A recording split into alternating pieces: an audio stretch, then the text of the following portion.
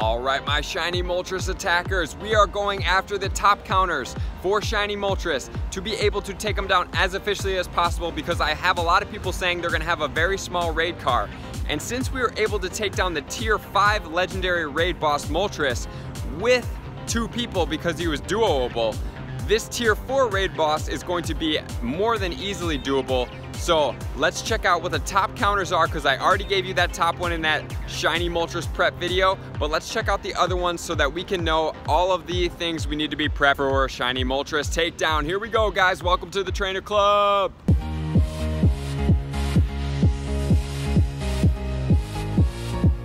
By far, the supreme attacker is going to be Tyranitar with Smackdown and Stone Edge. He is by far the best attacker, and he is the only one in the supreme category according to Pokemon Go Hub. So he is the top tier attacker. So if you can, and you do have the ability to have all of these Tyranitar with your raid party, I would go ahead and set that as your top 3, top 4, top 5 guys, because anything after this is not going to be supreme, so it's not going to be quite as effective.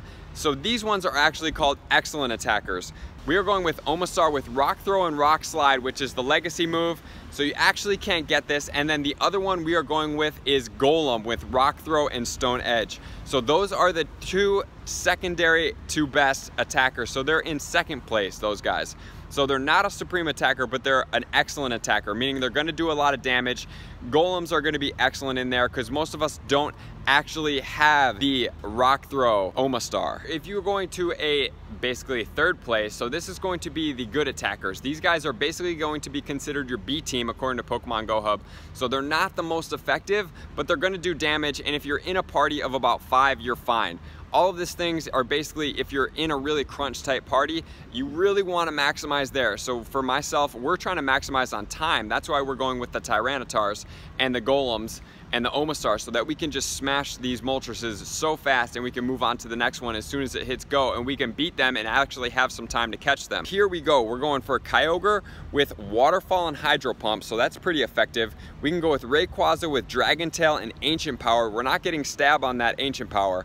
And then we can go with the Raikou, Thunder Shock, and the Wild Charge. We can also do Lunatone, and we can do the Soul Rock with the Rock Throw and Rock Slide. So those guys are a little bit of a stretch to me just because of where they're at.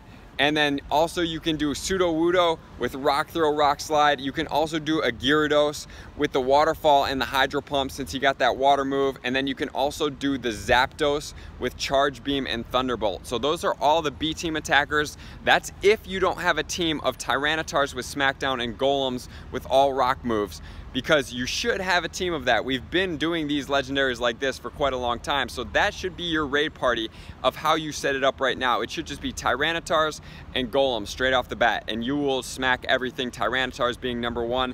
And then if you really want to go way down in your bag, I'm gonna just read these guys off. You guys can pause this video if you want to see this more in depth.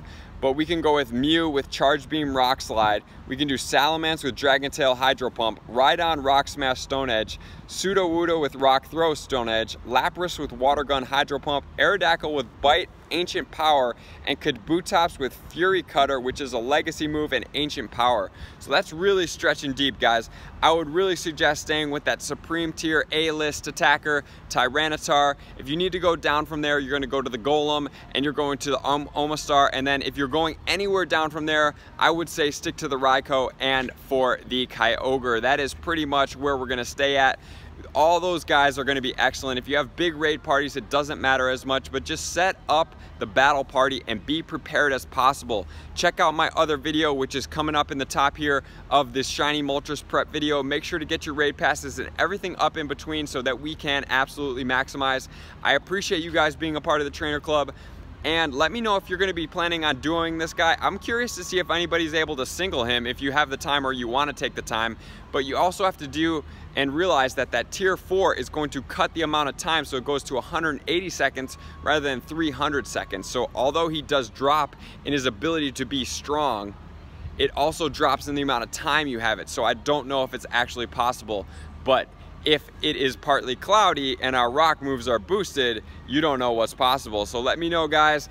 Thank you for tuning in and being a part of the Trainer Club. I can't wait for this shiny Moltres. Like I said, in the prep video for the Sky Attack if it's actually good or not. I'm gonna power one of those guys up. I hope to get 100% and a great shiny. I will see you guys out there. Peace.